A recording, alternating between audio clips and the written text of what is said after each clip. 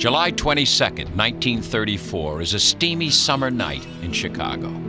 Escaping the sweltering heat, Public Enemy No.1 John Dillinger spends 2 hours enjoying a gangster picture with his girlfriend and the infamous Lady in Red.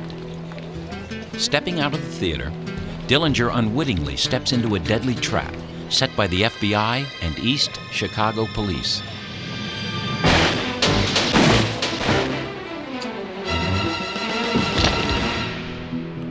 Within seconds, Dillinger's meteoric career as America's most notorious criminal ends as he lays dying in a pool of blood. A stunned crowd gathers around Dillinger's body and dips handkerchiefs in his blood for a souvenir, soaking up a piece of the legend that John Dillinger had become.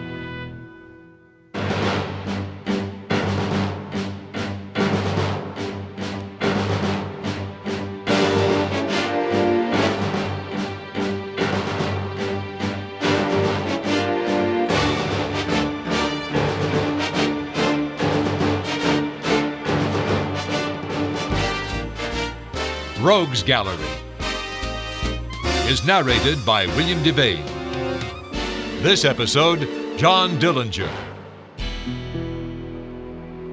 How could a simple farm boy become the first Public Enemy No.1? In a brief career which lasted only 15 months, Dillinger is arguably the most notorious criminal of this century. A man both hunted and celebrated, a hero and a villain.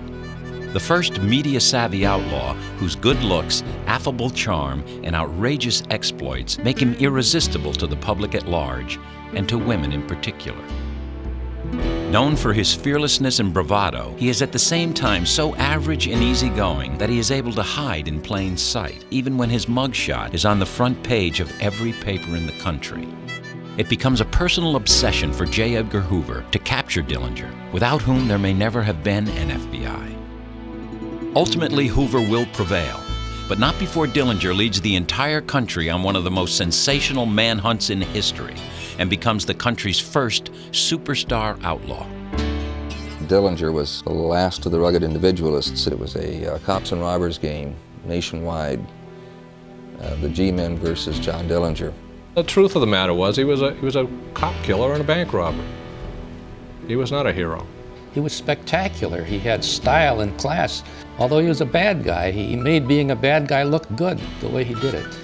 Finding the truth behind his myth means turning back the clock to a time and a place which bears little resemblance to present-day America. John Herbert Dillinger is born June 22, 1903 in Indianapolis, Indiana. His mother dies when he's 3, and young John is raised by his doting 16-year-old sister, Audrey. Dillinger's father, a stern and God-fearing man, remarries when John is 9. Not long after, Dillinger leads his first gang called the Dirty Dozen. When the gang is caught stealing coal, Dillinger makes his first appearance in court. The judge tells Dillinger to stop chewing gum and take off his hat. Dillinger smiles defiantly and puts the gum on his cap, to which the judge replies, "Your mind is crippled." Dillinger's wild behavior prompts his father to move the family to a farm in the small town of Mooresville, Indiana. He was considered a basically likable kid, but had problems with discipline with his father, who would blow hot and cold. He would punish him one time and not punish him another, and try to get him to settle down to farm life, and Dillinger would rather play pool. Already a petty delinquent, Dillinger drops out of school at 16 and begins hanging out in pool halls. He takes odd jobs, but his real passions are his hero Jesse James, baseball, and girls. At 19, broken-hearted over a teenage romance, he decides to join the Navy. Navy life disagrees with Dillinger, and after going AWOL and being put in solitary confinement, he simply deserts, earning a dishonorable discharge. Returning to Mooresville, he marries 16-year-old Beryl Hovius. He might not have been a good husband, but Dillinger was very restless, and he was into more or less harmless delinquency until he fell in with an older fellow named Ed Singleton. Singleton is older, an ex-con, and Dillinger's teammate on the local baseball team. he soon encourages Dillinger to play a much more dangerous game. Grocer B.F. Morgan is heading home with the day's receipts. Dillinger and Singleton attack Morgan, bludgeoning him over the head with a bolt wrapped in a sack. But the feisty old man refuses to give up the money, and the robbery is unsuccessful. Dillinger is captured the next day. Without a lawyer, he pleads guilty, expecting leniency. Instead, the judge throws the book at him, and he's harshly sentenced to 10 to 20 years in prison. It must have been a severe shock. He didn't have a lawyer. He didn't have any good legal advice. He didn't know what he was doing, what he was getting into. And so when the court dropped the hammer on him, he must have felt rather bitter. When Dillinger enters the gate of Pendleton Reformatory, he crosses a threshold from which there is no turning back. Disillusioned and angry, he spends his youth serving this sentence and falls under the tutelage of the hardened criminals who become his mentors and the core of his gang. Harry Pierpont, Russell Clark, Charles Makeley, and Homer Van Meter, veteran bank robbers who take Dillinger, an avid pupil, under their wing. He was more or less like any rowdy farm boy, and had it not been for the prison experience, he probably would have grown out of it. After 5 years and several botched escape attempts, he is dealt 2 more blows. When his wife files for divorce, Dillinger is devastated.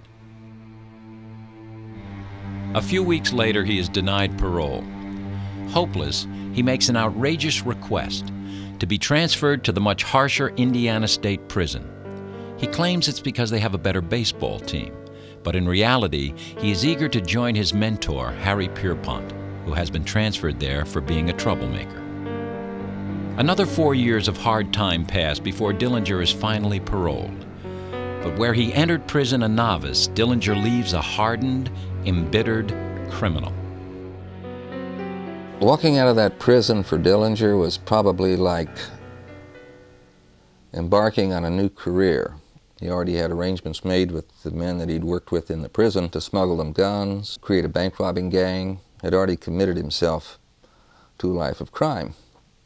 On May 22, 1933, Dillinger leaves Indiana State Prison and returns home to receive another blow. His ailing stepmother, whom John has come to love as his own, has died just hours before his homecoming. Being an ex-con in a small town at the height of the Depression doesn't leave Dillinger many opportunities. And within 2 months of his release, just shy of his 30th birthday, Dillinger commits his first bank robbery. Together with 2 accomplices, he holds up the bank in New Carlisle, Ohio, facing nothing more daunting than a nervous teller and an open safe. In less than 5 minutes, he leaves the bank with $3,500. In less than a year, he will be the most famous and the most hunted man in America. After the success of his first bank job, Dillinger pulls off 3 more robberies within the next month. With his flair for the dramatic, leaping athletically over counters, and his polite, gentle manner, he quickly captures the public's attention. People were looking for a hero in those days, and this guy provided it. He never stole from any people, he stole from the banks. And of course, that was a symbol of authority to a lot of people who didn't have money in the banks and wished they did. In fact, Dillinger's popularity owes much to the moment in history in which he emerged. America is in the grip of the Depression, with banks seen as heartless institutions foreclosing on innocent people. Prohibition has bred massive corruption and eroded public confidence in the law. At a time when the economy was as bad as it was, when people were looking for heroes, John Dillinger was lionized as a romantic individual. He wasn't exactly a folk hero, but he was a folk character. He was somebody whose adventures they could follow, like Robin Hood.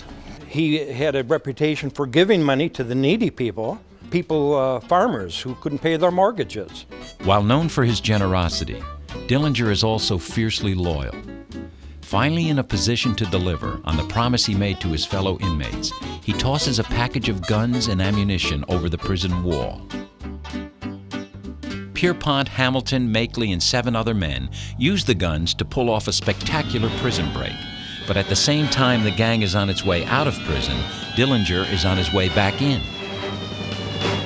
While waiting for his pals to break out, Dillinger begins dating a young divorcee named Mary Longmaker. Despite being a well-publicized wanted man, he brazenly enjoys going out with her in public. He went to the World's Fair in Chicago. Thousands and thousands of people milling around at the fairground, and here's a wanted criminal not only milling around with them, but he went up to a police officer and asked, may I take your picture? And the cop posed for him while he photographed the guy. He seemed to like living on the edge of danger that way. But on September 25, 1933, the fun and games come to an end when police snared Dillinger at Mary's apartment. Dillinger's fugitive pals find him awaiting trial in a small jail in Lima, Ohio. I stick to my friends, and my friends stick to me, he says. And so they do, returning the favor by breaking him out of the small jail and killing Sheriff Jesse Sarber in the process. It is Dillinger's first exposure to murder and the violent nature that he does not share with his partners. He was by no means a psychopath. He avoided hurting people. I would say he was crooked but not twisted. But for now, the core of what will soon become famous as the Dillinger Gang is reunited. In reality, the gang is very democratic, and it's Pierpont, if anyone, who acts more as the leader, not the rookie Dillinger. It's the police who branded the Dillinger Gang in a deliberate attempt to create friction among Dillinger and Pierpont. It doesn't work. For now, the gang is unstoppable. They just need one thing: guns. 2 days after the jailbreak, the Dillinger Gang makes history, not by robbing banks, but police stations in Auburn and Peru, Indiana. They come away with submachine guns, rifles, pistols, bulletproof vests, and enough ammunition for a small army. Now outgunning most of the cops, they begin a mad crime spree across the entire Midwest. With the motor car and the absence of coordinated law enforcement, it was possible to have a pretty effective life of crime in one state and skip across the line to another and get away with it. But that also demonstrated the ineffectiveness of localized law enforcement. John Dillinger really did help the FBI become well established in law enforcement. The FBI was at that point only about 9 years old and still fairly new in terms of law enforcement. We were more investigators and were not very much involved in apprehending armed and dangerous fugitives. In 1933, the Bureau has less than 600 agents, not yet licensed to carry guns. But Bureau head J. Edgar Hoover is determined to prove his force of G-men. At the time that John Dillinger was robbing banks, it was not a federal crime. It became a federal crime in the mid-1930s, due in part to John Dillinger and his cohorts robbing banks and crossing state lines. Hoover saw these armed robbers as his ticket to getting laws passed that were, in fact, extremely progressive. Frustrated by his inability to fight organized crime, Hoover seizes the opportunity to nail a notorious desperado like Dillinger. He launches a highly publicized campaign designed to keep Dillinger and the FBI in the news. By publicizing the exploits of Dillinger, the FBI was able to persuade Congress of the need for federal anti-crime laws. So Dillinger happened to come along at just exactly the right moment. And it was like the G-men were born overnight as a result of Dillinger. The FBI couldn't catch him. They couldn't keep up with the guy. Here's one little guy getting away with all of this stuff and thumbing his nose at the U.S. government and doing it with style. Before Dillinger robbed a bank, he checked it out, just like going for a job interview. As the police are getting more sophisticated, so too is Dillinger, who develops a highly professional method. Weeks prior to the robbery, two of the gang visit the bank to survey the interior, noting the location of the safes and who opens them. At the same time, the escape route is driven several times.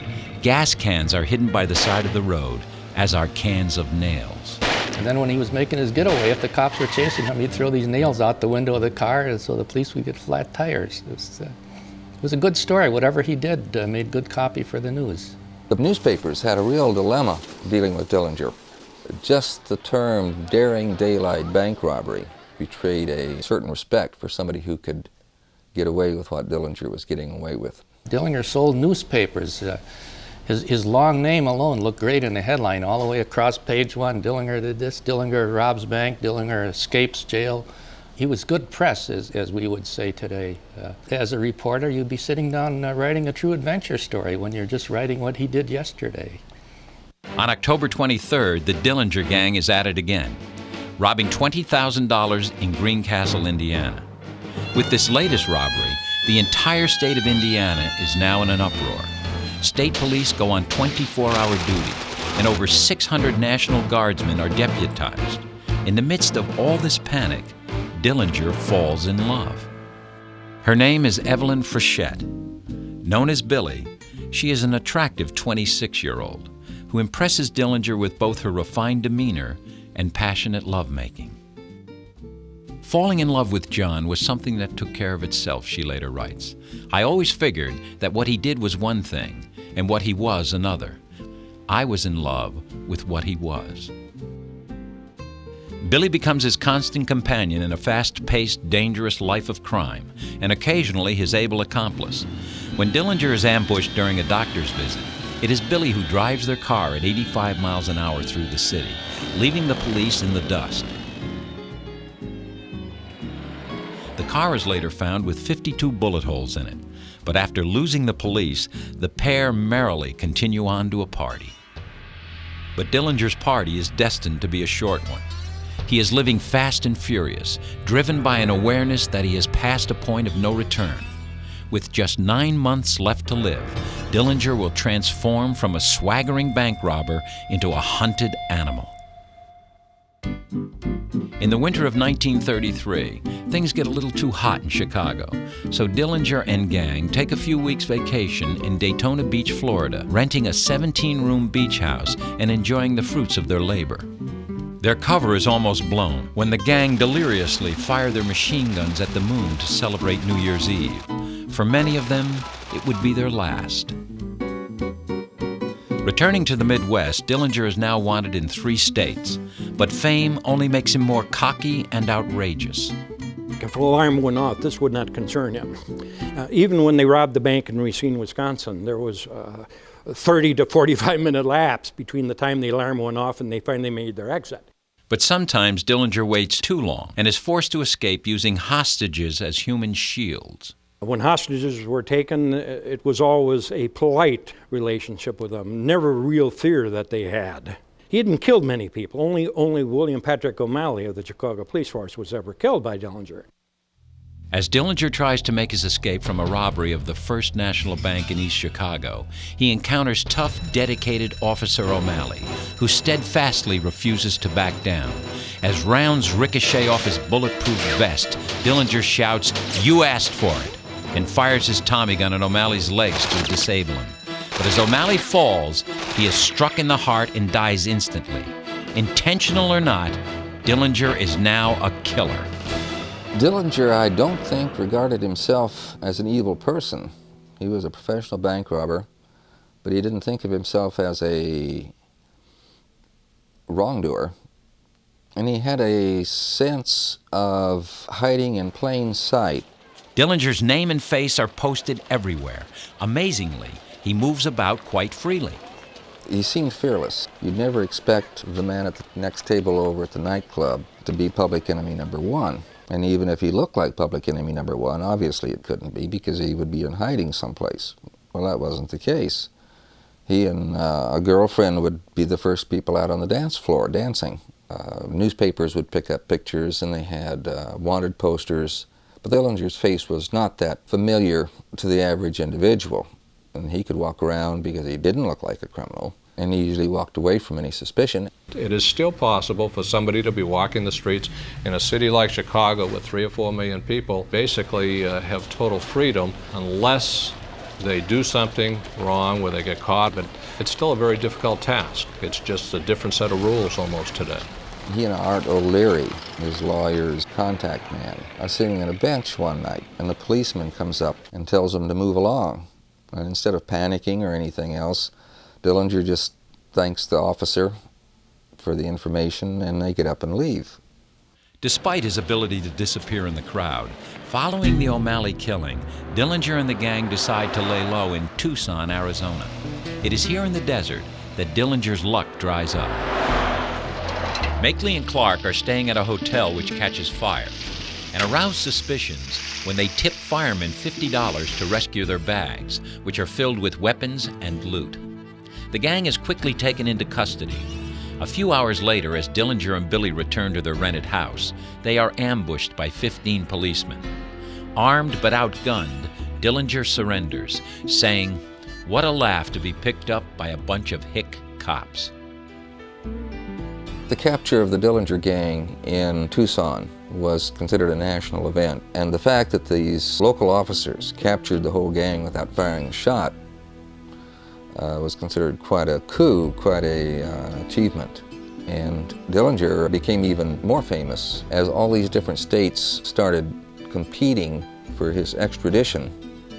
3 Midwestern states battle for Dillinger, who hopes to be sent to Wisconsin, which has no capital punishment.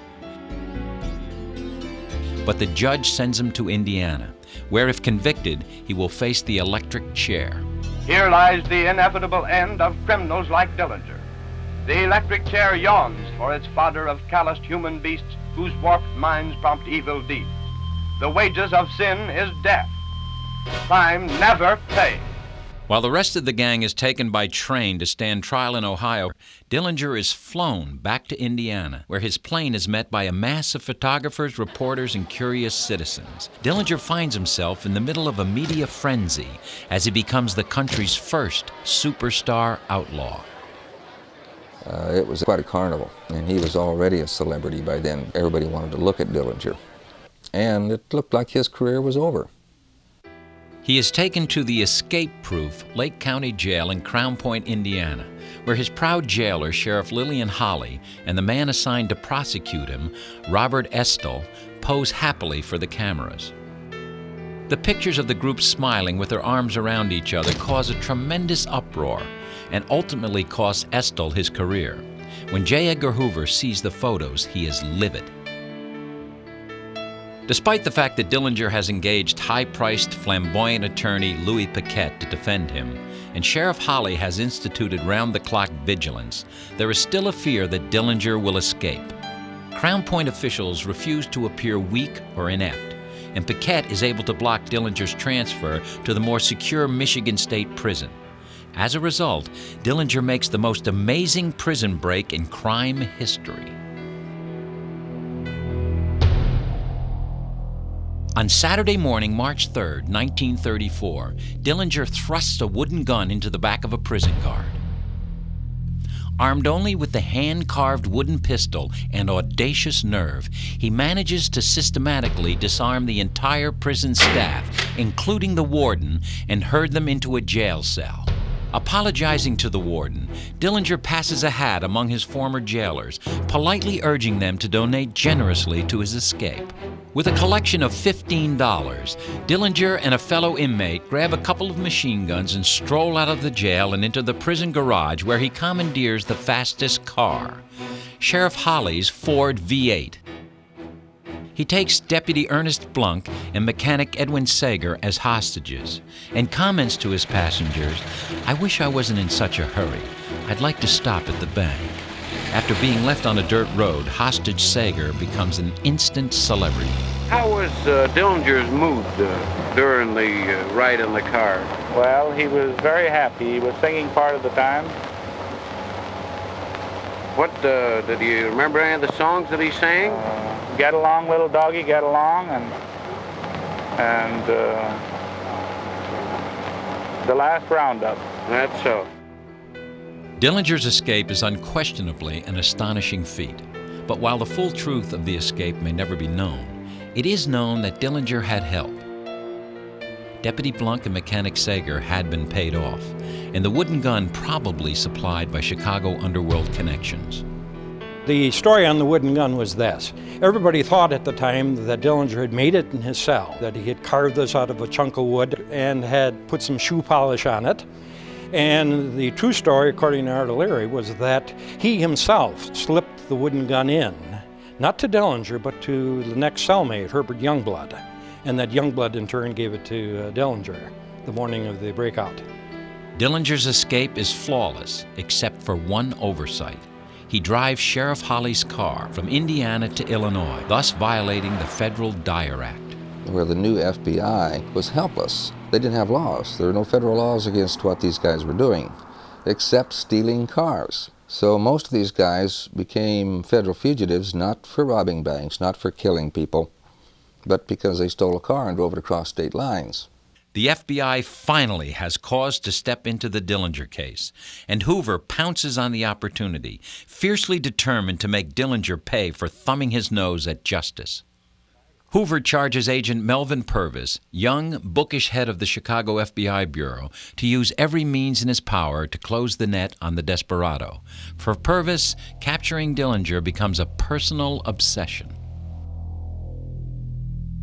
By now, Dillinger has become a victim of his own publicity. On any given day, there are 15 Dillinger sightings across the Midwest.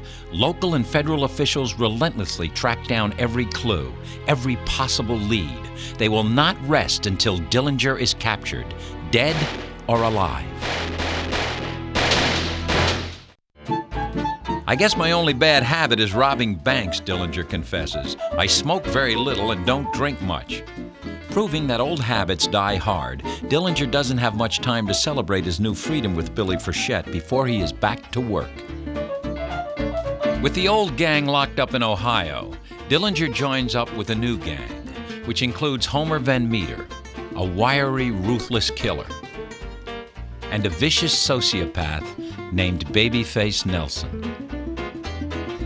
Barely 3 days after the jailbreak, Dillinger and his new gang hit a bank in Sioux Falls, South Dakota, and nabbed nearly $50,000. A week later, they strike again in Mason City, Iowa, netting $52,000 in cash. The new Dillinger gang, as they are called, have quickly established themselves with two of the biggest scores of Dillinger's career. You get different figures on how much Dillinger stole. 200,000, 300,000. Multiply that for inflation purposes, and that turns out to be millions of dollars. But that's split up among a number of gang members and the support group that helped these people, supplied them cars, supplied them medical treatment, gouged them. They had to constantly pay people off with large amounts of money. While Dillinger and his new gang are terrorizing the Midwest with their increasingly ambitious bank jobs, the old gang are on trial in Lima, Ohio. The whole city is practically under martial law, expecting Dillinger to arrive and free his cronies. Somehow, Dillinger does slip into town and quickly realizes it would take an army to release his gang. While they wait in vain to be freed, all three are convicted. Pierpont and Makeley are sentenced to die in the electric chair, while Russell Clark is spared with life in prison. Dillinger and Billy flee to St. Paul, where on March 30th, the police net around them closes in, and officers surround their apartment. Amazingly, they escape, but Dillinger is wounded in the leg in the ensuing gun battle. With an unprecedented manhunt underway, Dillinger's world is getting quite small. With nowhere else to go, Dillinger makes an audacious move. Betting the cops would never expect it, he travels to the most obvious spot, his father's farm in Mooresville, Indiana. With every law enforcement official in the country looking for him, Dillinger spends a warm and loving weekend with his family. He introduces Billy as his bride and poses for pictures with the wooden pistol he used in his escape. His sister bakes his favorite coconut cream pie, and his father is overjoyed to see him. After Dillinger is safely gone, his father talks to the newsreel cameras. Don't think he's done near as much as they claim he has, but I think he'd, if he's given the chance, would go straight. And as far as the family reunion you claimed we had, we just happened to have a Sunday dinner, and no preparations made only for the dinner, but we didn't know that John was coming. John just happened to drop in on it. Leaving home for the last time, Dillinger heads straight into a trap at a roadhouse where he stops to meet an old friend, now turned informer. Although Dillinger manages to escape, he helplessly watches as Billy is arrested and charged with harboring a fugitive. He desperately contemplates heroic rescues and writes her that he wants nothing more than to be allowed to die while holding her in his arms. But there is little he can do, aside from hiring Paquette to defend her. Sentenced to 2 years in prison, they will never see each other again. Having lost the woman he loves, Dillinger tries to keep his gang together at the Little Bohemia Lodge in remote northern Wisconsin. There was less heat up here from the gun smoke of Cicero and the like. They came up here just to relax and pull the gang together and try as a unit again. The owner, Emil Winnetka, grows suspicious of this large party during the off-season. Emil Winnetka Jr. was playing baseball with Babyface Nelson, and he was so mean, little Emil, who was 8 years old at the time, started to cry because Babyface Nelson threw it so hard. But then his mother sent him to a relative's birthday party because she smelled these were gangsters up here. Convinced that his guests are none other than the infamous Dillinger gang, Winnetka tips off the FBI. Melvin Purvis frantically puts together a posse of G-men and rushes to Wisconsin by plane.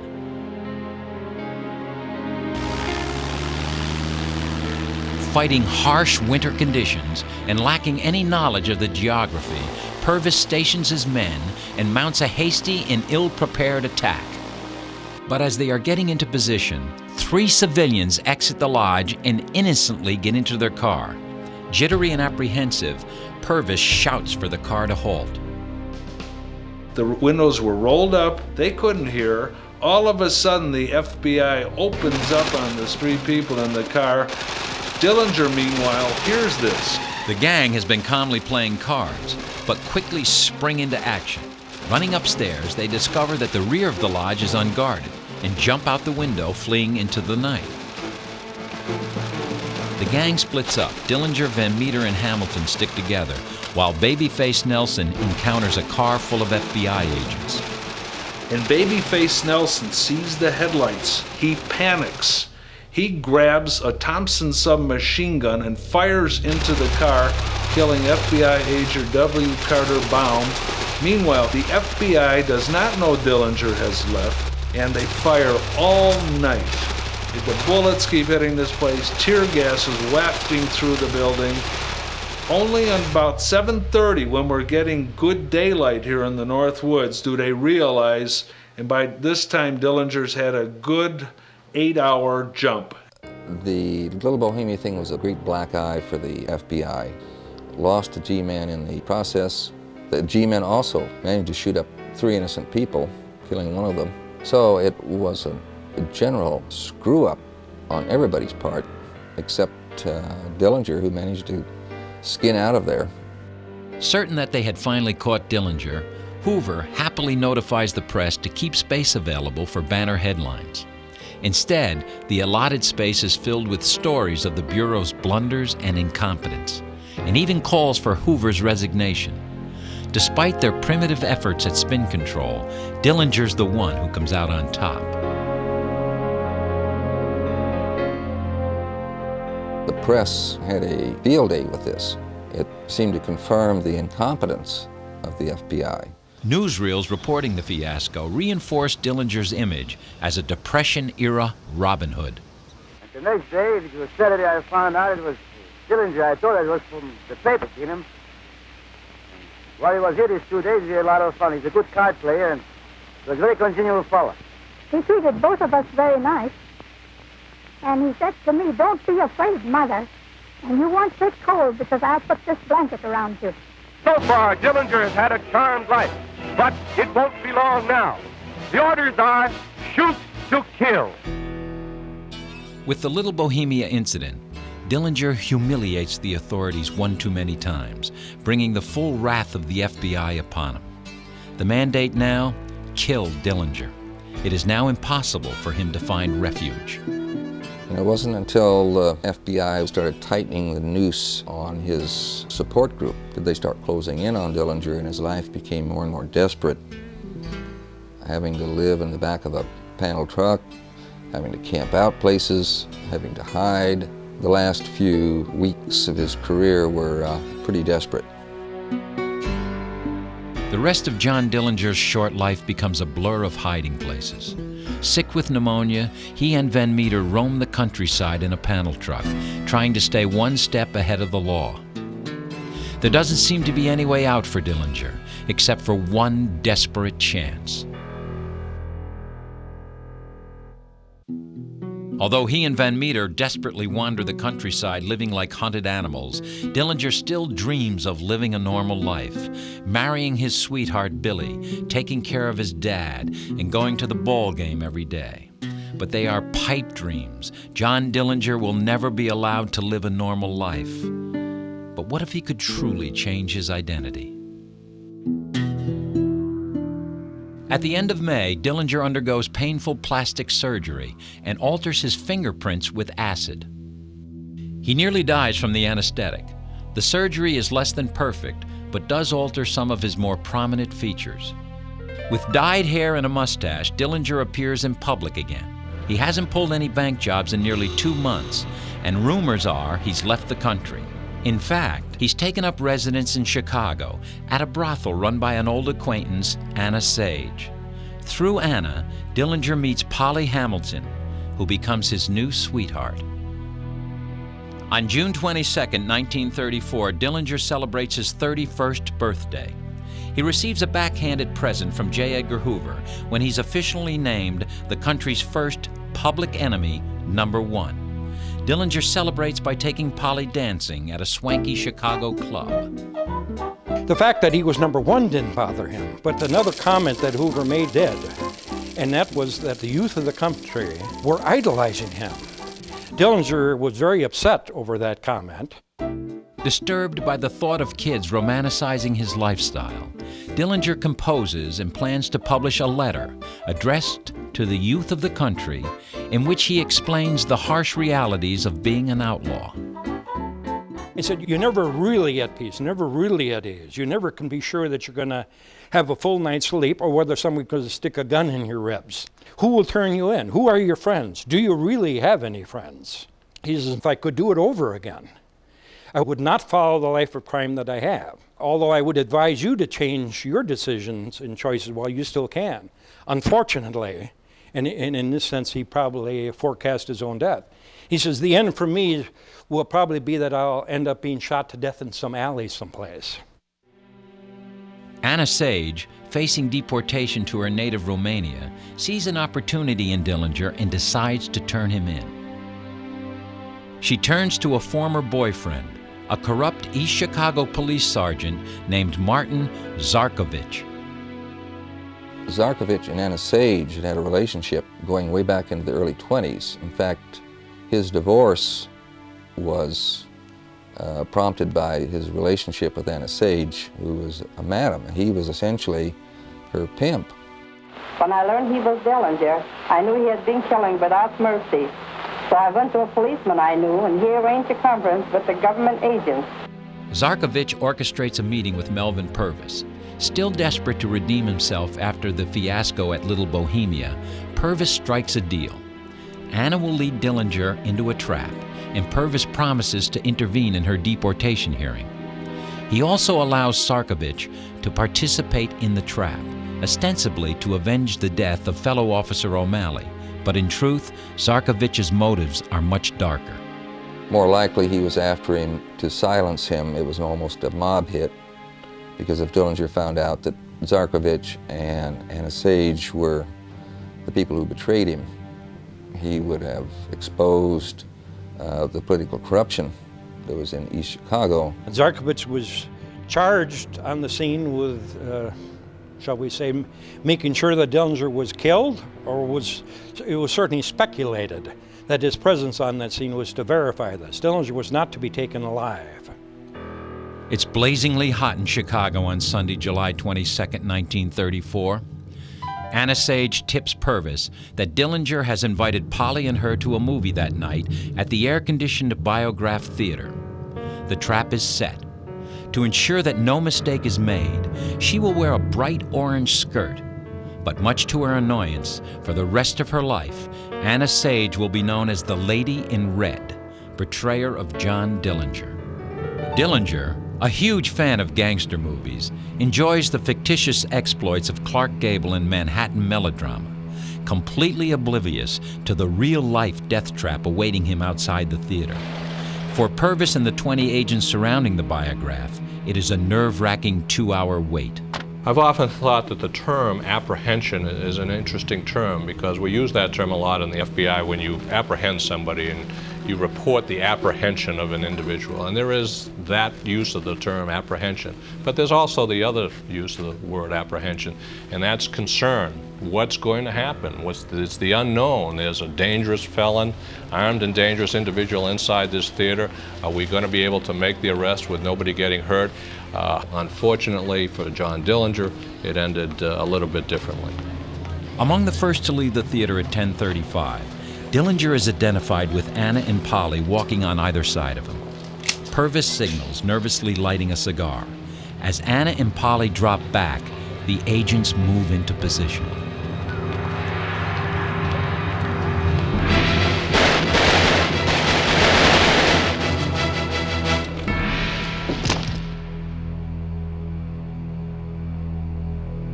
Two shots strike Dillinger.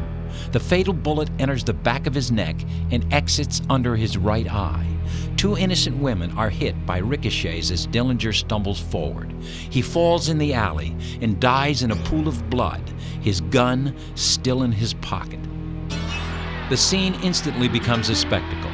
Officials morbidly pose with Dillinger's lifeless corpse as spectators dip handkerchiefs in his still warm blood. The FBI claims that Dillinger has resisted arrest, but evidence shows the incident is more of an execution.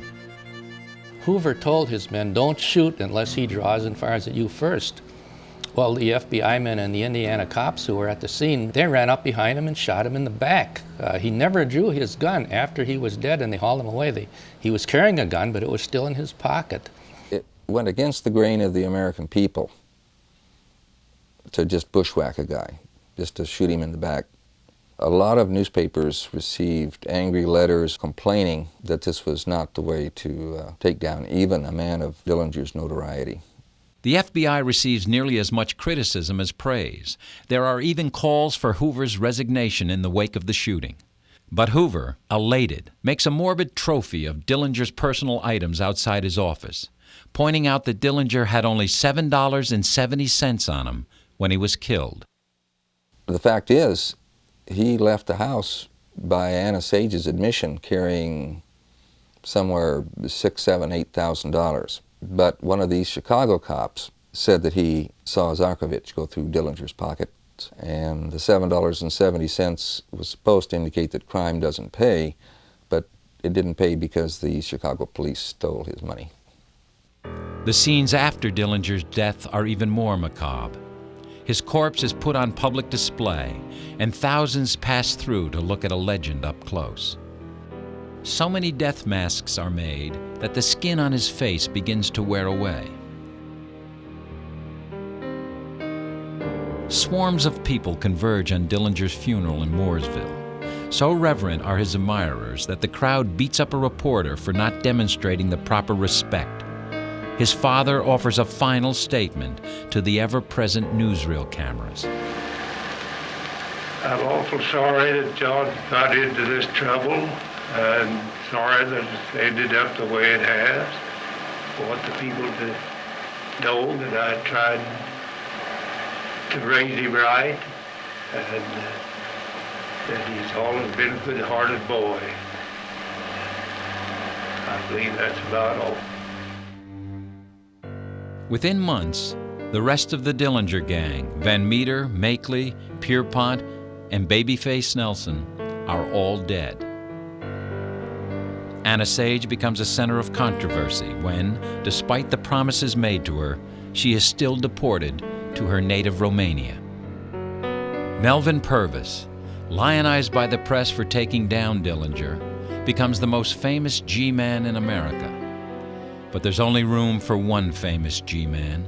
Hounded by the bureau chief, Purvis resigns less than a year after Dillinger's death. It's Hoover himself who benefits most from the life and death of John Dillinger. Using Dillinger's colorful career, he builds his FBI into the powerful establishment it is today. But while Hoover will continue to consolidate his power for generations to come, it is this Indiana farm boy, this Hoosier hoodlum, whose short career is the flashpoint in American crime history. It's with John Dillinger that the modern era of crime fighting is born and the era of romantic desperados dies.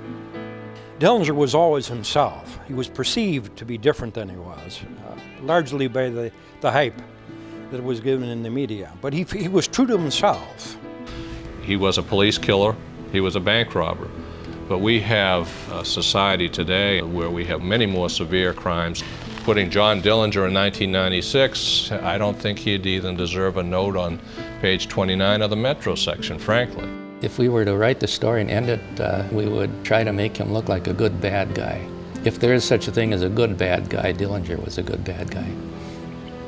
When they finally brought him down, I think it could be honestly said that people were a bit saddened. My own father used to remark, I don't necessarily approve of what John Dillinger done, but you got to give him credit.